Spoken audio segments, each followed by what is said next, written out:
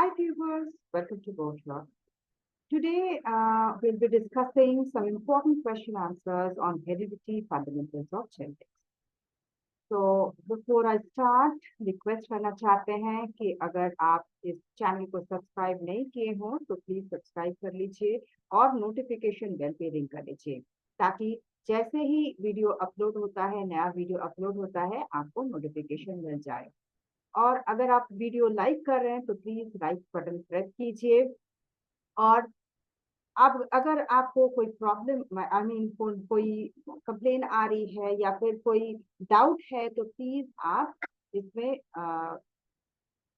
Email में भी लिख सकते हैं या फिर कमेंट बॉक्स में भी लिख सकते हैं। मेरा ईमेल आईडी है kasturi74@gmail.com। ठीक है, तो शुरुआत करने से पहले मैं जैसे मेडिटेशन के साथ शुरुआत करती हूँ, तो आप लोग भी कीजिए वैसा। और थोड़ा सा 1 मिनट के लिए हम लोग मेडिटेशन को शुरुआत करते हैं। ठीक है, तो मेडिटेशन के लिए हम लोग कॉन्सेंट्रेट करते हैं पॉइंटेड लाइट के ऊपर।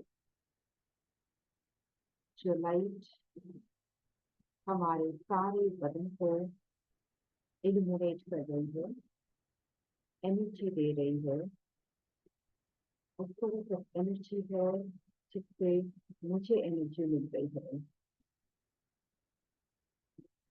मेरी सारी प्रॉब्लम, सारी टेंशन, बॉडी सब खाली हो जा रहा है एनर्जी से। ये सब लुप्त हो जाते हैं। हमें इतने सारी माइंड का हूँ कि जो भी अभी पढ़ाई कर रहे हैं तो कर रही है, सारे मेरे दिमाग में जा रही है और मैं भरपूर हो रहा हूँ।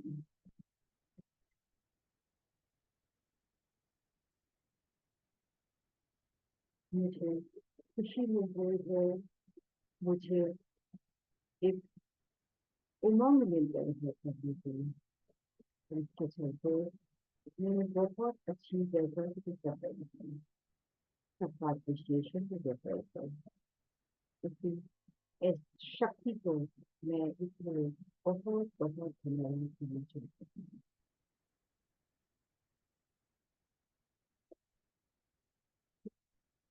Return back to our discussion. तो पहला जो क्वेश्चन है हमारा वो है a pure breeding red flower variety of P plant जिसमें गैमेट्स है तो capital R is crossed with a pure breeding white flower variety of pea plant, though small r जिसका gamete है. Draw a Punnett square to find out the phenotype and genotypic ratio of progeny belonging to the F2 generation. तो parent क्या है हमारा capital 2R red flower के लिए और white flower के लिए स्मॉल 2R व्हाइट फ्लावर के लिए। तो उसमें से जो पेरेंट्स है जिसमें गैमेट निकलता है कैपिटल R और स्मॉल r, जिसको F1 जनरेशन में जिसको क्रॉस किया गया, सेल्फ क्रॉस किया गया, तो जिसमें से निकला जो गैमेट निकला वो है आर आर। हाँ, F1 जनरेशन में जो निकला वो है कैपिटल आर और स्मॉल आर।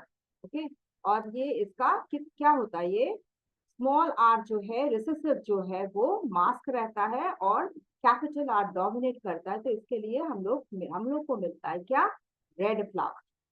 ठीक है, तो F2 जनरेशन में क्या होता है, ये हेट्रोजाइगस कंडीशन में है, होमोजाइगस नहीं है क्योंकि प्योर रेड नहीं है, लेकिन ये रेड है क्योंकि dominant capital red flower dominant है, रेड जो है वो डोमिनेंट है और रिसेसिव जो है व्हाइट है। तो F2 जनरेशन में हम लोग देखते हैं क्या क्या गैमेट्स मिलता है हमें, कैपिटल आर स्मॉल आर, इधर भी कैपिटल आर स्मॉल आर। तो हम लोग जब क्रॉस करवाते हैं तो हमें मिलता है क्या, कैपिटल आर एक मिला, सेकंड है कैपिटल आर स्मॉल आर, फिर कैपिटल आर स्मॉल आर और स्मॉल आर स्मॉल आर। मतलब क्या हो गया, 3 हमारा रेड निकला और एक व्हाइट निकला, प्योर व्हाइट, एक प्योर रेड, 2 इम्प्योर रेड, मतलब इसमें मिक्स है। एक हेट्रोजाइगस कंडीशन है जहां पे डोमिनेंट कैरेक्टर जो है वो रेड है और व्हाइट फ्लावर व्हाइट जो है वो रिसेसिव है। तो इसमें प्योर रेड नहीं होता है, यहाँ पे हेट्रोजाइगस इम्प्योर रेड होता है, तो इसमें भी रेड आपको कलर मिलेगा। ठीक है, तो क्या होता है, फिनोटाइपिक रेशियो क्या हो जाता है 3:1, लेकिन जीनोटाइपिक रेशियो क्या हो जाता है, red pure read that is 1, दो impure heterozygous condition that is 2, और एक प्योर व्हाइट। ठीक है, होमोजाइगस व्हाइट। इसके बाद क्या होता है, डिफाइन म्यूटेशन। म्यूटेशन क्या है, mutations are heritable changes in the genetic material occurring spontaneously or due to exposure to external factors such as radiation or chemicals. These changes can result in the alteration to the sequence of nucleotides of the DNA. तो genetic material जो है DNA, ये इसमें heritable changes आता है जो कि spontaneously अकर करता है।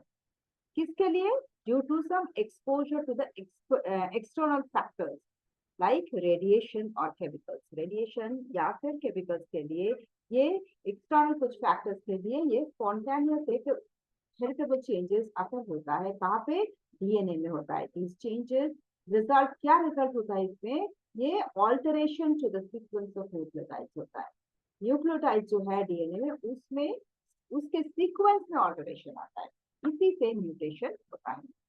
ठीक है, a sequence of DNA has 20 nitrogenous base pairs, of which 100 are thymine adenine pairs.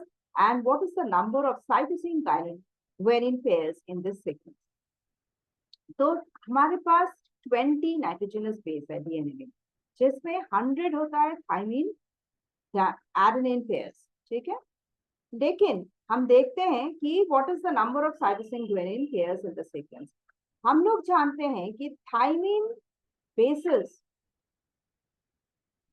जो number of adenine thymine base है वो that is equal to the number of cytosine guanine base. तो क्या होता है, adenine is equal to thymine, cytosine is equal to guanine, मतलब cytosine जितना रहेगा ग्वानिन उतना रहेगा। ठीक है, तो मतलब क्या होता है, साइटोसिन ग्वानिन पेयर्स का एडेनिन थाइमिन बेस जितना रहेगा उतना ही साइटोसिन ग्वानिन पेयर्स रहेगा। मतलब एडेनिन थाइमिन जो रहा 100, तो साइटोसिन ग्वानिन भी हमारा 100 रहेगा। क्लियर हो गया ना। इसके बाद आता है the gene for red hair is recessive to the gene for black hair. What will be the hair color of a person if he inherits a gene for the red hair from his mother and gene for black hair from his father? क्या होता है, the hair color of the person will be black as the black hair gene is dominant. क्या देखते हैं हम लोग कि recessive होता है red hair और black hair dominant होता है। तो द हेयर कलर जो आता है पर्सन में वो ब्लैक होता है, क्योंकि ब्लैक हेयर डोमिनेंट है ओवर द रेड हेयर। तो it will be regardless of which parent passes the dominant of the recessive. तो हम लोग नहीं देखते कि कौन सा पेरेंट ये डोमिनेंट या रिसेसिव कैरेक्टर पास करता है। ये जो डोमिनेंट कैरेक्टर है, डोमिनेंट जो पेयर, डोमिनेंट जो ट्रेट है वही सामने आएगा, तो चाहे वो फादर से भी आए या फिर मदर से आए। ठीक है, और रिसेसिव जो कैरेक्टर है वो मास्क में रहेगा। तो डोमिनेंट कैरेक्टर जैसे जिसमें भी होगा तो वो ही एक्सप्रेशन आ जाएगा। जैसे ब्लैक डोमिनेंट है तो ब्लैक ही आएगा हेयर में। Dominant gene will express themselves in all cases and the recessive gene can only express themselves in the absence of dominant gene. तो रिसेसिव कैरेक्टर इसीलिए बोला जाता है ना, कभी डोमिनेंट कैरेक्टर अगर नहीं हो तो ही रिसेसिव कैरेक्टर अपना दिखा सकता है, नहीं तो वो डोमिनेंट ही दिखाएगा। डोमिनेंट अगर रहेगा तो ये मायने कुछ नहीं रखता कि वो किस पेरेंट से आता है, ये मायने रखता है कि डोमिनेंट है या फिर रिसेसिव है या फिर दोनों मिक्सचर है तो भी डोमिनेंट आएगा। ठीक है, state the Mendel's law of dominance. Mendel's law क्या बोलते हैं डोमिनेंस के बारे में, when two contrasting alleles are present in a generation, one allele will be expressed while the other remains suppressed. जहां पे दो कैरेक्टर, दो कॉन्ट्रास्टिंग कैरेक्टर लिया जाता है, कॉन्ट्रास्टिंग एलिली लिया जाता है, तो जिसमें वन एलिली एक्सप्रेस हो जाता है, दूसरा एलिली मास्क सप्रेस रहता है। ठीक है, तो उसी को मेंडल्स लॉ ऑफ डोमिनेंस बोलते हैं। फिर आते हैं differentiate between phenotype and genotype. Phenotype क्या होता है? The characteristics of an organism which is visible. बाहर से जो दिखता है कैरेक्टरिस्टिक्स, वही होता है फिनोटाइप। और जो हेरिडिटी इंफॉर्मेशन जहां हम लोग जीन से निकालते हैं, डीएनए से निकालते हैं, वो होता है जीनोटाइप। ठीक है, वो throughout the life remains the same. फिर फिनोटाइप में द सेम फिनोटाइप मे और may not belong to the same genotype. Genotype same नहीं भी हो सकता है फिनोटाइप, लेकिन genotype phenotype the same genotype produces the same phenotype. तो मतलब क्या हो गया? फिनोटाइप सेम हो सकता है लेकिन जीनोटाइप सेम नहीं हो सकता है, लेकिन अगर जीनोटाइप सेम हुआ तो फिनोटाइप सेम होगा ही। ठीक है। Expression of genes as the external appearance, sorry, expression of genes as the external appearance, मतलब जैसा एक्सटर्नल अपीयरेंस दिखाता है ना, बाहर से जो दिखता है, एक्सप्रेशन ऑफ जीन्स ऐसा ही होता है, तो वो होता है फिनोटाइप। लेकिन जो जेनेटिक मटेरियल में प्रेजेंट रहता है इनसाइड द बॉडी, वो होता है जीनोटाइप। ठीक है। Phenotype is not inherited from the parent. Phenotype inherit में नहीं आता है, लेकिन जीनोटाइप पेरेंट से ऑफस्प्रिंग तक इनहेरिट होता है। Can be determined, phenotype can be determined by observing the organism. आप ऑब्जर्व करके ऑर्गेनिज्म को बाहर से देख करके आप बता सकते हैं उसका फिनोटाइप क्या है। लेकिन आप इसमें जीनोटाइप में साइंटिफिक मेथड से ही आप इसको डिटर्मिनेशन ले सकते हैं कि जीनोटाइप इसका क्या है, जैसे कि polymerase chain reaction scientific method का नाम है। फिर affected by genotype and environmental conditions. Phenotype genotype से अफेक्ट होता है या फिर एनवायरमेंटल कंडीशन से अफेक्ट होता है, लेकिन जीनोटाइप जो है ये जीन से अफेक्टेड होता है। आ गया समझ में? जीनोटाइप मतलब उसमें मिक्सचर भी रह सकता है, तो इसीलिए और एनवायरमेंटल कंडीशंस भी की तरह इसके लिए वो फिनोटाइप अफेक्ट हो सकता है, लेकिन जीन्स अगर अलग हो तो वो जीनोटाइप को अफेक्ट करता है। फॉर एग्जाम्पल फिनोटाइप में आता है weight, physique, beak of the birds etcetera, लेकिन जीनोटाइप में ब्लड ग्रुप्स आता है, आई कलर आता है, हाइट आता है, जेनेटिक डिजीजेस आता है एक्सेट्रा। ठीक, next, a plant with green pods and smooth seeds with genotype capital G, small g, SS, small s, with sorry, will give rise to the following gametes. कौन सा gamete आएगा? ठीक है, capital G small जी है और दो small S है, तो गैमेट्स ये ऑप्शन आ गया। Capital G small G, capital S small S, capital G small S, capital G small, sorry small G small S, capital G small s, capital S, small s और capital G small g, capital G, sorry small g small s। तो क्या क्या आएगा? आएगा B1, क्योंकि green pots जो है वो हेट्रोजाइगस है, और रिसेसिव हो गया smallest smooth seeds. Green pots हो गया कैपिटल जी स्मॉल जी, हेट्रोजाइगस कंडीशन है, मतलब इसमें ट्रेट क्या आएगा? कैपिटल जी। तो डोमिनेंट कैरेक्टर है ना वो, तो गैमेट्स में क्या आएगा? Capital G small S and small G small S, मतलब स्मॉल एस दोनों में ही रहेगा। ठीक है, कैपिटल जी, एक कैपिटल जी स्मॉल एस हो जाएगा और एक स्मॉल जी स्मॉल एस हो जाएगा। ठीक है, next, after mitotic cell division a female human cell will have 44 plus XX chromosome, 44 plus XY chromosome, 22 plus X chromosome and 22 plus Y chromosome। हमें पता है कि ह्यूमन फीमेल गैमेट में 2 x chromosome रहता है और मेल में एक वाई। ठीक है, तो ह्यूमन फीमेल्स में हमको पता है कि ह्यूमंस में 46 क्रोमोसोम्स रहता है, 23 पेयर, जिसमें 22 रहता है ऑटोसोम्स और एक पेयर हमारा सेक्स क्रोमोसोम रहता है। तो अगर फीमेल हुआ तो XX क्रोमोसोम रहेगा 44 plus XX 22 pairs, that means 44 plus XX chromosome. So the first one will be the answer. The sperm cell of a buffalo contains 30 chromosomes. How many chromosomes will be found in the skin cell of the buffalo? ठीक है, the sperm cell of a buffalo contains 30 chromosomes. 30 chromosomes होता है एक buffalo में, ठीक है। तो कितना chromosomes हमारे स्किन सेल में पाया जाएगा, buffalo के स्किन सेल में पाया जाएगा? तो number of chromosomes in buffalo sperm cell में जो होता है तो वो पता है हैप्लॉइड कंडीशन में होता है ना, तो हाफ होता है नंबर देन द ऑटोसोम्स, तो देन द स्किन सेल्स में जो रहता है ऑटोसोम्स में जो रहता है, तो क्या होता है half the number in its skin cells because sperm cells are haploid while skin cells are diploid cells. तो मतलब कितना हो गया, स्किन सेल्स में कितना रहेगा, अगर haploid 30 chromosome cell sperm cell में रहता है तो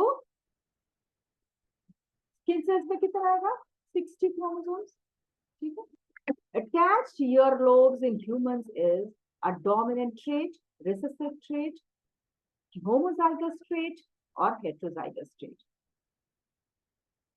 फ्री ईयरलोब्स डोमिनेंट ट्रेट रहता है, लेकिन अटैच्ड ईयरलोब्स क्या होता है रिसेसिव ट्रेट होता है, ठीक है। उसके बाद क्या आता है, in human male a sperm cell will contain both X and Y chromosome, only Y chromosome, only X chromosome, either X or Y. तो ह्यूमन मेल में sperm cell will contain only X chromosomes because Y chromosome ऐसा कुछ नहीं है, मतलब only X chromosome दिखता है, Y chromosome recessive होता है, छोटा सा होता है, मतलब वो दिखता नहीं है, वो नहीं होता है एक्चुअली, तो X क्रोमोसोम ही रहता है मेल में, ठीक है। तो what is the dihybrid cross? It is a cross between two heterozygous individuals with two different observed traits that are controlled by two distinct genes. मतलब क्या हो गया, dihybrid cross में क्या होता है, it's a cross between two heterozygous individuals, मतलब दो इंडिविजुअल है उसी में दो हेटेरोजाइगस कंडीशन में दो ट्रेट मिक्स किया हुआ है with the two different observe traits, दो डिफरेंट ट्रेट है वो भी हेटेरोजाइगस कंडीशन में that are controlled by two distinct genes. This is done to determine the relationship that might be existing between different allelic pairs. तो different allelic pairs जो है उसमें कोई रिलेशनशिप है कि नहीं ये देखने के लिए हमारा डाइहाइब्रिड क्रॉस किया जाता है, जिसमें दो हेटेरोजाइगस इंडिविजुअल है और दो डिफरेंट ऑब्जर्व ट्रेट्स भी है, और जो कि कंट्रोल कर रहा है दो डिस्टिंक्ट जीन्स, ठीक है। Given below is a schematic diagram showing Mendel's experiment on sweet pea plants having actual flowers with round seeds, जिसका पेरेंट है capital AA and capital RR, ठीक है, and terminal flowers with wrinkled seeds, axial flowers, round seeds, capital AA, capital RR, terminal flowers, wrinkled seeds, small AA, small rr. Study the same answer questions that follow, ठीक है, and answer the questions, okay. So parent रह गया ये capital A, capital R, R, small a, small r. Gametes इसमें से क्या निकला, capital R, और इसमें से निकला कैपिटल A, स्मॉल r. तो हम लोग क्रॉस करते हैं, क्रॉस करने के बाद निकला क्या, capital A, capital R, small r. इसमें भी सारा ऐसा निकलता है। तो फिनोटाइप ऑफ F1 प्रोजेनी क्या होता है, फिनोटाइप ऑफ F1 प्रोजेनी में हम लोग लिखते हैं कि F1 progeny is heterozygous of both the traits, capital A, capital R, small r, has the phenotype of axial flowers with the rounds. Axial flowers with rounds. जो heterozygous में है, but ये dominant character है, तो इसीलिए axial flowers rounds ही होता है. Now give the phenotypes of F2 generation produced upon by the self pollination of F1 progeny. तो क्या होता है self pollination में, F2 progeny produced by self-pollination of F1 generation will have the following phenotype. क्या होता है? Axial flowers with round seeds, axial flowers with wrinkled seeds, terminal flowers with round seeds, terminal flowers with, ठीक है? इसमें हम लोग जब self pollination करवाते हैं तो देखते हैं सारा रहता है, axial flowers with round seeds होता है, axial flowers with wrinkle seeds भी होता है, terminal flowers with round seeds होता है, terminal flowers with wrinkle seeds. लेकिन रेशियो क्या होता है? रेशियो, फिनोटाइपिक रेशियो क्या होता है F2 जनरेशन में? Axial round is to axial wrinkled is to terminal round is to terminal wrinkled, 9 is to 3 is to 3 is to 1। आ गया समझ में?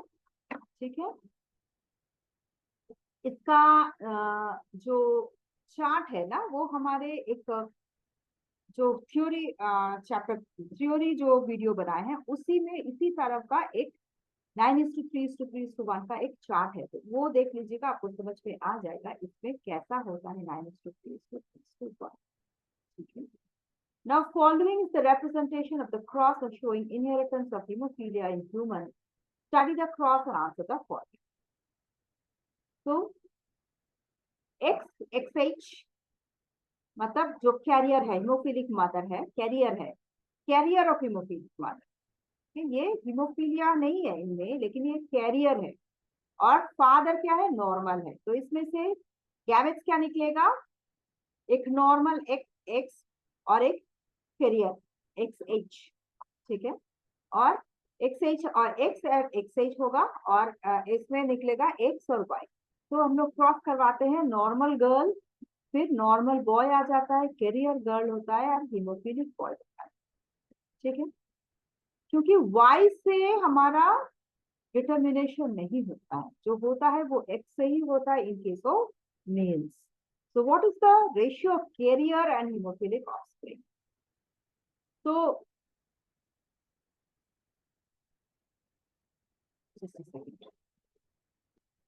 तो फ्रॉम द अबव फिगर हम लोग देखते हैं कि 50% of the offspring is normal, that is 25% normal girl and 25% normal boy, तो 50% हो गया normal, 25% of the offspring हो गया carrier girl, और 25% of the offspring हो गया hemophilic boy, that is 2:1:1। ठीक है। तो ये रहा हमारा ratio of the normal carrier and haemophilic offspring. First जो है, what is the ratio of carrier and haemophilic? Carrier और हीमोफिलिक क्या हो गया? 1:1 हो जाता है। ठीक है, 1:1 हो जाता है आपका कैरियर और हीमोफिलिक। ठीक है। और इसके बाद आता है what is the ratio of normal boy and haemophilic boy? इसका 1:1 ही होता है, क्योंकि ये 50% आपका नॉर्मल बॉय दिखाएगा, 50% आपका हीमोफिलिक बॉय दिखाएगा। लेकिन फिनोटाइप रेशियो क्या होता है नॉर्मल और हीमोफिलिक में? जो कैरियर है वो भी आपको नॉर्मल दिखेगा बाहर से, फिनोटाइपिक होगा लेकिन नॉर्मल। कैरियर है लेकिन आपको ऊपर से दिखेगा वो नॉर्मल। तो इसीलिए क्या हो जाता है 3:1, 3:1।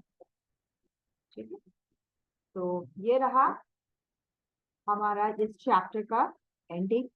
अगर आपको किसी चीज में डाउट होता है तो आप प्लीज आप ईमेल बॉक्स में लिखिए, या फिर आप कमेंट बॉक्स में भी लिख सकते हैं। ठीक है।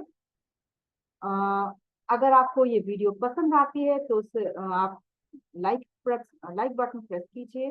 अगर आप अभी तक सब्सक्राइब नहीं किए हो तो प्लीज सब्सक्राइब कर लीजिए, और नोटिफिकेशन बेल भी रिंग कर लीजिए, ताकि as soon as video upload होता है आपको तुरंत ही नोटिफिकेशन मिल जाए। फिर और मेडिटेशन मत करना भूलिए, क्योंकि ये आपको बहुत बहुत एनर्जी देगी। तो thank you for joining, and have a good day.